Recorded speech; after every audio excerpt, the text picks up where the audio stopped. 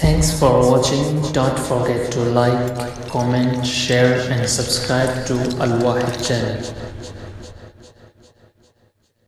الحمدللہ رب العالمین والصلاة والسلام على سید المرسلین وعلى آلہ وصحبہ اجمعین اما بعد اعوذ باللہ من الشیطان الرجیم بسم اللہ الرحمن الرحیم ما أصاب من مصيبة إلا بإذن الله ومن يؤمن بالله يهد قلبه والله بكل شيء عليم.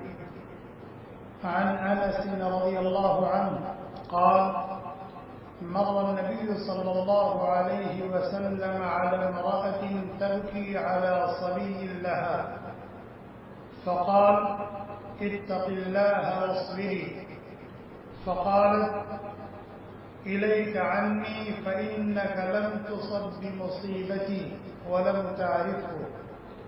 فقيل لها إنه النبي صلى الله عليه وسلم فأتت باب النبي صلى الله عليه وسلم ولم تجد عنده بوابين فقالت لم أعرفك. فقال صلى الله عليه وسلم إنما الصبر عند الصدمة الأولى متفق عليه أو كما قال النبي صلى الله عليه وسلم. حضرت انس رضی اللہ تعالی عنہ جلیل القدر صحابی ہیں. یہ کہتے ہیں کہ ایک خاتون کے بچے کا انتقال ہو گیا اور شریعت مطہرہ کی ہدایت کے مطابق اسے دفن بھی کر دیا گیا، لیکن یہ خاتون غم سے نڈھال تھی، بے انتہا پریشان تھی، اپنے بچے کی قبر کے پاس بیٹھی رو رہی تھی. نبی کریم صلی اللہ علیہ وسلم کا گزر وہاں سے ہوا تو آپ نے انہیں صبر کی تلقین کی. فرمایا اتق اللہ، مرضی مولا پر راضی رہو، مرضی مولا پر راضی رہو، واصبری، ہمت اور حوصلے سے کام لو، اللہ تعالیٰ سے اجر و ثواب کی امید رکھو. اتق اللہ واصبری، آپ نے تسلی کے یہ کلمات کہے. خاتون بے انتہا غمگین تھیں، غم سے نڈھال تھیں، بہت زیادہ پریشان تھیں. نبی علیہ السلام کو وہ پہچان نہیں سکی. کہا الیک عنی، ہٹ جاؤ یہاں سے ہٹ جائیے، یہ مصیبت مجھے پہنچی ہے، میں سمجھتی ہوں کتنی بڑی مصیبت ہے. یہ مصیبت آپ کو تو نہیں پہنچی، اس لیے آپ کو اندازہ بھی نہیں ہے.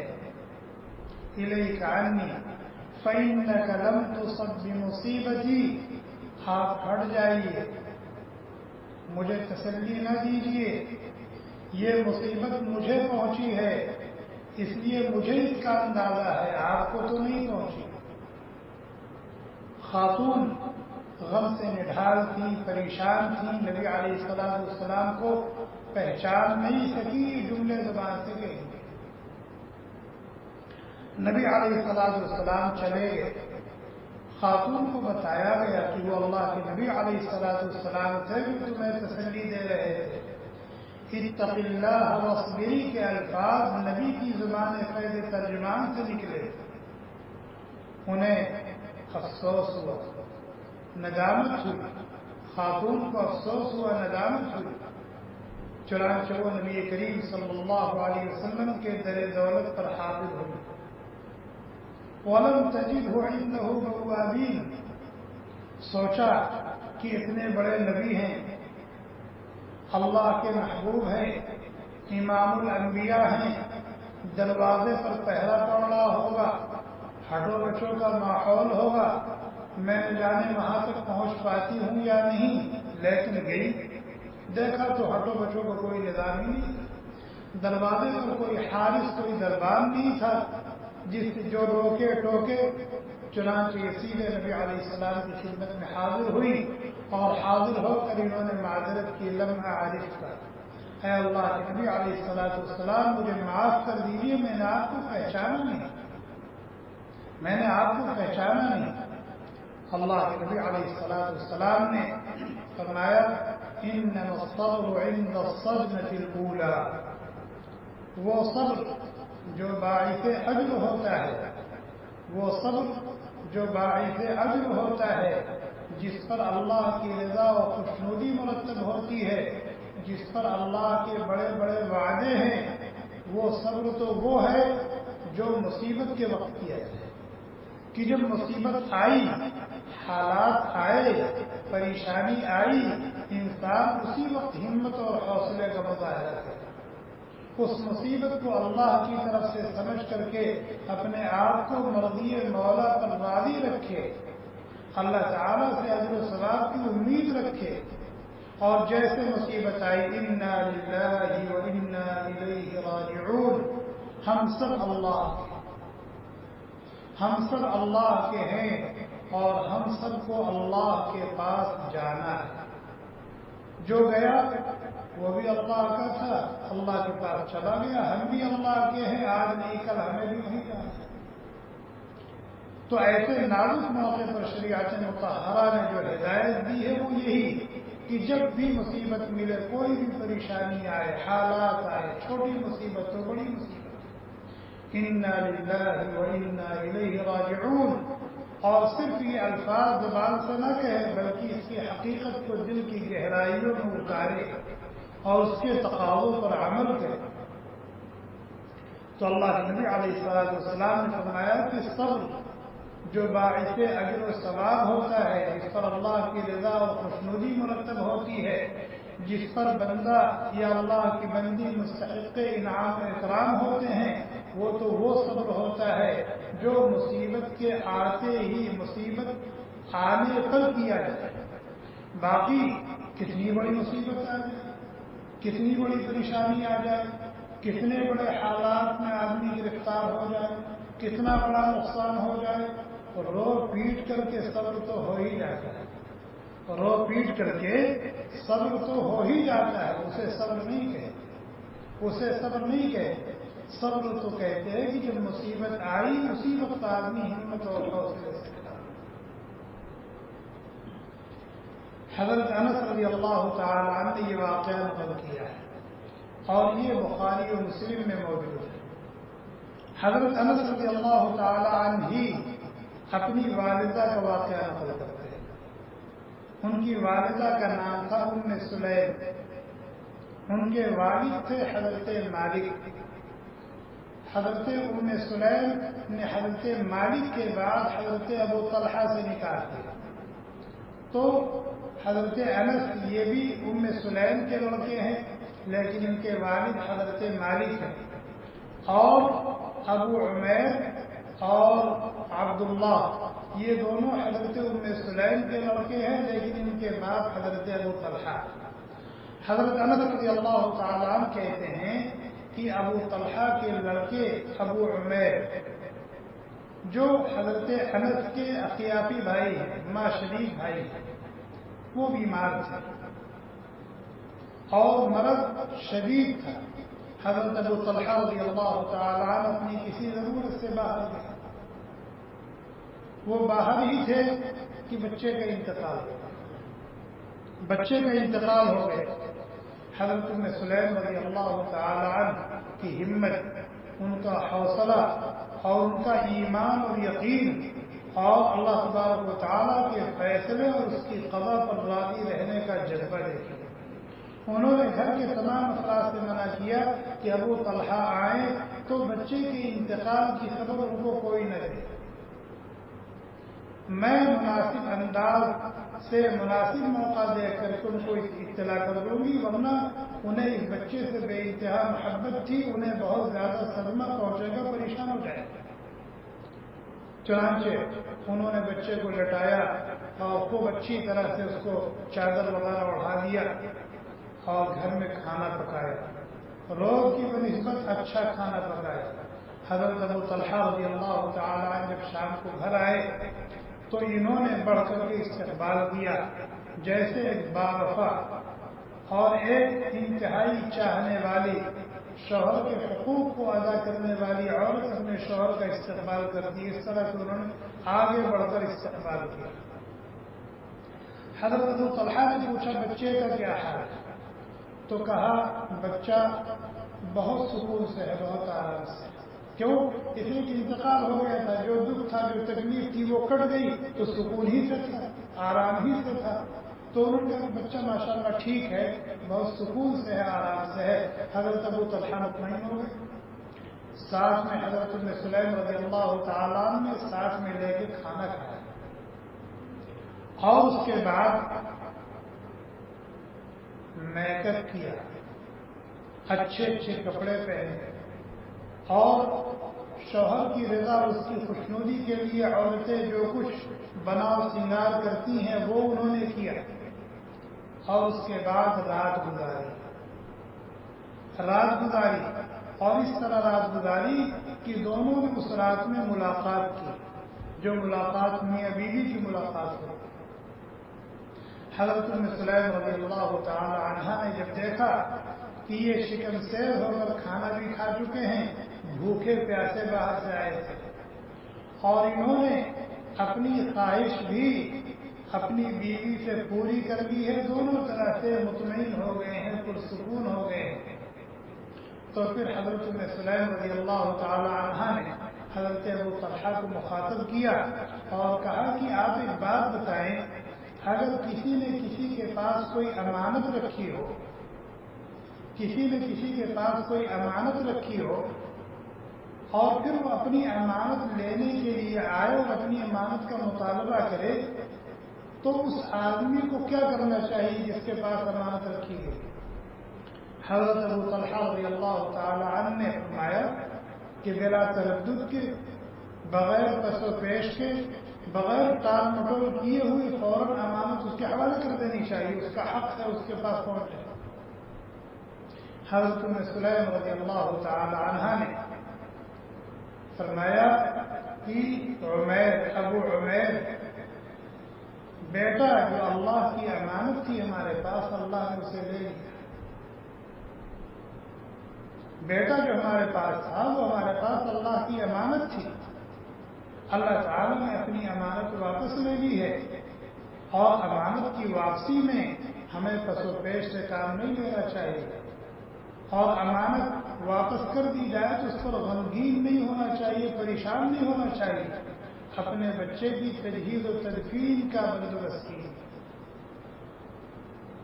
یہ حضرت سلیم رضی اللہ تعالی عنہ پر اندازہ لگائیں کہ ان کا ایمان کیسا ہے، ان کا یقین کیسا ہے، ان کی ہمت کیسی تھی، ان کا حوصلہ کتنا بلند تھا، اور کتنی سوجھ بوجھ والی خاتون تھی۔ اللہ کے نبی علیہ السلام نے انہیں جو خطاب عطا کیا تھا، اعقل النساء ام سلیم، اعقل النساء ام سلیم، کہ عورتوں میں سب سے زیادہ سمجھدار، سب سے زیادہ عقل مند ام سلیم۔ نبی علیہ السلام جب غزوات میں جاتے تھے تو وہاں مجاہدین کی خدمت کرنے کے لیے، ان کو پانی پلانے کے لیے اور زخمیوں کی مرہم پٹی کرنے کے لیے حضرت ام سلیم نبی علیہ السلام کے ساتھ جایا کرتے تھے۔ یہ ام سلیم، بہرحال انہوں نے اتنی خوش اسلوبی کے ساتھ، اتنی حکمت کے ساتھ اپنے شوہر کو اپنے بیٹے کے انتقال کی خبر دی۔ حضرت ابو طلحہ کو صبر تو ہو گیا، اطمینان تو ہو گیا، لیکن انہیں اس بات کا دکھ ہوا کہ میرے گھر میں میت موجود ہے، میرا چہیتا اور پیارا بیٹا دنیا سے چلا گیا، اور ابھی گھر میں اس کا جنازہ، اس کی مٹی رکھی ہوئی ہے، اور میں نے پیٹ بھر کھانا بھی کھایا اور اپنی بیوی سے اپنی خواہش بھی پوری کی۔ اس پر ان کو ندامت تھی، اس پر انہیں کچھ ناراضگی تھی اپنی بیوی ام سلیم سے۔ کفن دفن کے بعد وہ نبی علیہ السلام کی خدمت میں حاضر ہوئے اور شکایتاً نبی علیہ السلام سے عرض کیا کہ ایسے ایسے ابو عمیر کا انتقال ہو گیا اور ام سلیم نے یہ معاملہ کیا۔ اللہ کے نبی علیہ السلام نے پوچھا اعرستم اللیلہ، کیا اس شب تم دونوں نے ملاقات کی ہے؟ انہوں نے کہا ہاں ملاقات بھی کی ہے۔ اللہ کے نبی علیہ السلام نے فرمایا بارک اللہ فی لیلتکما، بارک اللہ فی لیلتکما، اللہ تعالیٰ تمہاری اس رات کی ملاقات میں برکت دے، اللہ تعالیٰ تمہاری اس ملاقات میں برکت دیں۔ چنانچہ اسی ملاقات سے حضرت ام سلیم رضی اللہ تعالی عنہ حامل ہوئی اور پھر ایک بچہ پیدا ہوا جس کا نام تھا عبداللہ۔ جب وہ بچہ پیدا ہوا تو حضرت ام سلیم رضی اللہ تعالی عنہ نے اپنے بیٹے حضرت انس رضی اللہ تعالی عنہ جو نبی علیہ السلام کی خدمت میں رہا کرتے تھے اور 10 سال انہوں نے مسلسل خدمت کی، 10 سال کی عمر سے نبی علیہ السلام کی خدمت میں رہے ہیں اور 10 سال تک خدمت کی۔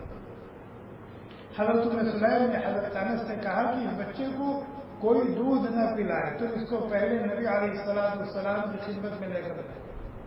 چنانچہ حضرت انس رضی اللہ تعالی عنہ نے اس نومولود کو اپنی گود میں لیا اور نبی علیہ السلام کی خدمت میں حاضر ہوئے اور خوشخبری سنائی کہ یہ میرا ماں شریف بھائی ہے جو رات میں دنیا میں آیا۔ اللہ کے نبی علیہ السلام نے پوچھا اس کے ساتھ کچھ ہے؟ تو انہوں نے کہا ہاں میری والدہ نے چند کھجوریں بھی دی ہیں۔ اللہ کے نبی علیہ السلام نے وہ کھجور لی اور اپنے منہ میں ڈالا اور اس کو چبایا، چبا کر کے اس کو نرم کیا اور پھر اپنے منہ میں سے نکال کر کے بچے کے منہ میں وہ چبائی ہوئی کھجور ڈالی۔ اس کو کہا جاتا ہے تحنیک، اس کو کہا جاتا ہے تحنیک، اور یہ تحنیک یہ سنت عمل ہے، یہ سنت عمل ہے کہ جب بچہ پیدا ہو یا بچی پیدا ہو تو کسی اللہ والے کے یہاں لے جائیں، اس سے دعا کروائیں، اس سے نام رکھوائیں اور اس سے تحنیک کروائیں۔ تحنیک کا عمل یہی ہے کہ کھجور ہو تو کھجور یا شہد ہو تو شہد وہ منہ میں چبائی جائے، چبا کر کے اس کا کچھ حصہ لے کر بچے کے منہ میں، تاکہ اس بچے کے منہ میں سب سے پہلی چیز جو جائے وہ کسی اللہ والے کا لعاب دہن جائے، اس کی بھی برکات ہوتی ہے، اس کی اثرات ہوتے ہیں۔ چنانچہ اللہ کے نبی علیہ السلام نے ان کی تحنیک کی اور ان کا نام رکھا عبداللہ، ان کا نام رکھا عبداللہ۔ انصاری صحابی ہیں، وہ کہتے ہیں کہ پھر عبداللہ سے 9 بچے پیدا ہوئے۔ اسی عبداللہ ہے جن کے بارے میں اللہ کے نبی علیہ السلام نے فرمایا تھا بارک اللہ فی لیلتکما، اللہ تعالیٰ تمہاری اس ملاقات میں برکت دیں۔ اس دعا سے عبداللہ پیدا ہوئے اور پھر عبداللہ سے 9 بیٹے پیدا ہوئے۔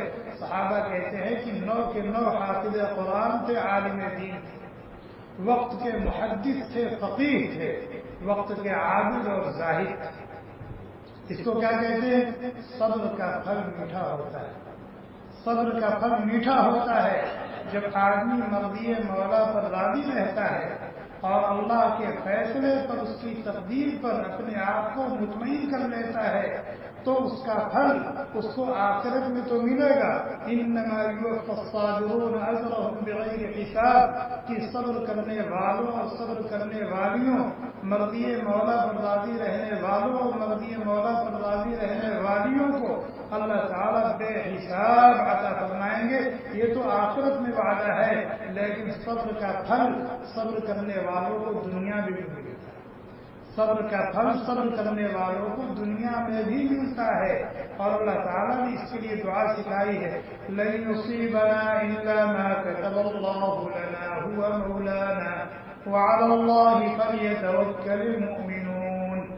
اگر کسی کے ساتھ ناموافق حالات پیش آ جائیں اور وہ ناموافق حالات چاہے اس کی جان سے متعلق ہوں، اس کے جسم و جان سے متعلق ہوں، اس کے اہل و عیال سے متعلق ہوں، اس کے مال و منال سے متعلق ہوں، اس کی جائیداد و پراپرٹی سے متعلق ہوں، اس کی عزت و آبرو سے متعلق ہو، تو اس کو اللہ کی طرف سے سمجھے اور اجر و ثواب کی امید رکھے اور یہ دعا کرے لن یصیبنا الا ما كتب اللہ لنا هو مولانا۔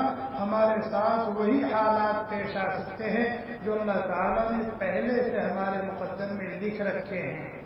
اللہ کے لکھے ہوئے سے یہ معاملہ ہمارے ساتھ ہوا ہے، یہ حالات آئے ہیں.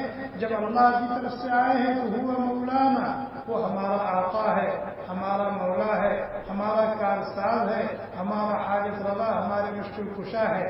وعلی اللہ فلیتوکل المؤمنون، اور اللہ ہی پر چاہیے کہ اہل ایمان توکل کرے، بھروسہ کرے، اعتماد کرے. اس واقعے سے ہمیں سبق ملتا ہے اور بہت سبق ملتا ہے. پہلی خاتون تھی، بچے کے انتقال پر وہ بے قابو ہو گئی، نڈھال ہو گئی، صبر نہیں کر سکی، برداشت نہیں کر سکی. اور یہ بھی ایک خاتون ہے. دوسری خاتون ان کے ساتھ حالات آئے تو پھر انہوں نے کس طریقے سے اپنے آپ کو قابو میں رکھا، اور صرف اپنے آپ کو نہیں، اپنے پورے گھر والوں کو سنبھالنے کی کوشش کی اور فکر کی، اور کس خوش اسلوبی کے ساتھ انہوں نے اپنے بیٹے کے انتقال کی خبر اس کے بعد کو یعنی اپنے شوہر کو دی، اور پھر اس کی برکت سے ان کی زندگی میں اور ان کی نسلوں کی زندگی میں کس طرح سے اچھے اچھے پھول کھلے اور کیسے کیسے لوگ پیدا ہوئے. اللہ تعالیٰ ان واقعات سے ہمیں سبق لینے کی توفیق عطا فرمائے، ان واقعات سے ہمیں سبق لینے کی توفیق عطا فرمائے، اور بہر صورت اپنی مرضی پر، اپنے فیصلے پر راضی رہنے کی ہمت اور اس کا حوصلہ عطا فرمائے. سبحانك اللهم وبحمدك ونشهد ان لا اله الا انت ونستغفرك ونتوب اليك. سبحان ربك رب العزة عما يصفون وسلام على المرسلين والحمد لله رب العالمين.